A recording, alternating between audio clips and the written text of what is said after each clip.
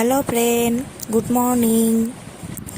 তো আজকে চা খাওয়ার পরে কী করলুম, আমার যে বাড়িতে ঝুড়িটা রেকটা এগুলো লেতরা হয়েছিল, তো ওগুলোই মুই আজকে কাপড় ভিজিয়ে ওগুলো মুছলুম। ওগুলো মুছার পরে মুই মানে 2-3-4 মাস পর যখন বাড়ি আসম মুইয়ে মুছি চাপটা ন্যাং সাপা ঠপা করার মুইয়ে মুছি থুয়ে যাং। আর মা আদিদের টাইম পায় না, আমাদের টাইম পায় না শরীরের আলসি মুই জানং না, কিন্তু অমনে থাকবে মুইয়ে 3-4 মাস পরে আসিয়ে মুইয়ে সাফ করে থুয়ে যাং। হয়তো আমি সত্যি টাইম পাই না, তার জন্য করে না, কিন্তু মুই ফিলে তার দেখি না পাং, ও ভাল না লাগে, তার জন্য মুই 2-3 মাস পরে যখনই আসম সাফ করার দায়িত্বটা মোর। যেহেতু ওই বাড়ির ভাইয়ের আলো বিয়ে হয় না, বউ নাই, সত্যিন আসি আসম সাফ করে থুয়ে যাং।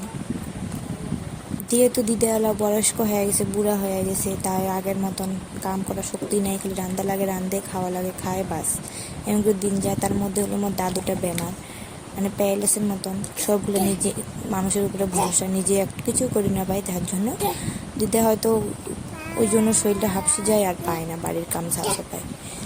তাই মুই কী করি ফেললো, মুই এলা গা ধুয়ে যান, তারা কী করলাম, আলুগুলো নিলুঙে, তোমার দেখা পেলেন না, আলুগুলো নিয়ে আমি ডুমে করে কাটলাম, কাটিয়ে ডিম আর আলুর যেহেতু ঝোল আর লতি চটচটি, তাই জন্য আলুগুলো কাটিয়ে মুই বসে দিয়ে গা ধুয়ে যান। তো গা ধুয়ে মুই আসলুম, আসার পরে মুই পূজা দিবে দেখছো, পূজা দেওয়ার পরে মুই রান্নাঘরত যাই। মানে মুই বাড়ি আসলে পূজা দেওয়ার দায়িত্বটা, রান্নার দায়িত্বটা মুইয়ে না, যেহেতু দিতে বেকার মুই কষ্ট দেয় না, কারণ আমরা যখন ছোট ছিলাম আমার খাওয়া দাওয়ার পড়া সব দায়িত্ব আমরা নিছি, আলা আমরা বয়স হয়েছে, আমরা আলা বড় হয়েছি, তো বিয়ে বাদা হয়ে গেছে, তো দায়িত্বটা আমরাও নেওয়া উচিত, তাকি আমরা অল্প রেস্ট করুক। তারপরে মুই এটা না শিল্পাটার মশলা করলুম, মানে যতই মিক্সির টেস্ট আর মশলা শিল্পাটার টেস্টের কথাই আলাদা, কয় না ওল্ড ইজ গোল্ড, ওইটাই হলো কথা, শিল্পাটার মশলার তরকারি রান্না কথাটাই আলাদা। তারপরে মোটামুটি হাঁড়ির ভাত হয়ে গেছে, একটা ডিম সিদ্ধ তাই হয়ে গেছে, ঠান্ডা হওয়া দিলে মুই আর বাবু মিলিয়ে আলু ডিম সিদ্ধ হয়েছে, এগুলো ছিলমো। তারপরে দিদি আসি কয় ভাতের মাটিগুলো খেয়েছিস, তো আমি থম নাই, কারণ পাশে বাড়ি একটা বলে কায় আছে, ওরা বলে গরু আছে, আমরা বলে ভাতের মাটিগুলো নিয়ে যায়, তো মোর ভুলিন গেছে, মোর মনে নেই, আমি ফেলে দিয়েছি, ওগুলো এসে করি।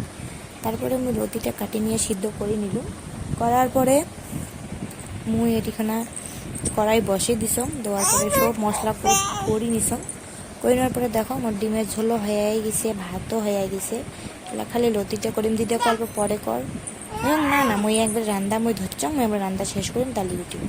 তারপরে এই যে আমার ছোট হিরো খালি এদিক ওদিক খালি সারাটা দিয়ে, তো মুই মশলাটার মধ্যে জল দিয়ে মিলিয়ে এটিখানা দিলাম, কারণ শুকার মশলা দিলে মশলাটা তাতে লাগে ধরবে, পড়া যাবে। তারপরে বায়া দেয়া দেখম কি ধিরিং ধারাং শব্দ, তারপরে দেখম কি বা ভাই গাছ উঠছে, উঠি আম পাই লাগছিল, আর দেখো কি সুন্দর লোকাল আম পাকা তিনকে তো আমার দেখছিলে না, আরও আজকে কয়টা হয়েছিল ওটা পাই হচ্ছে।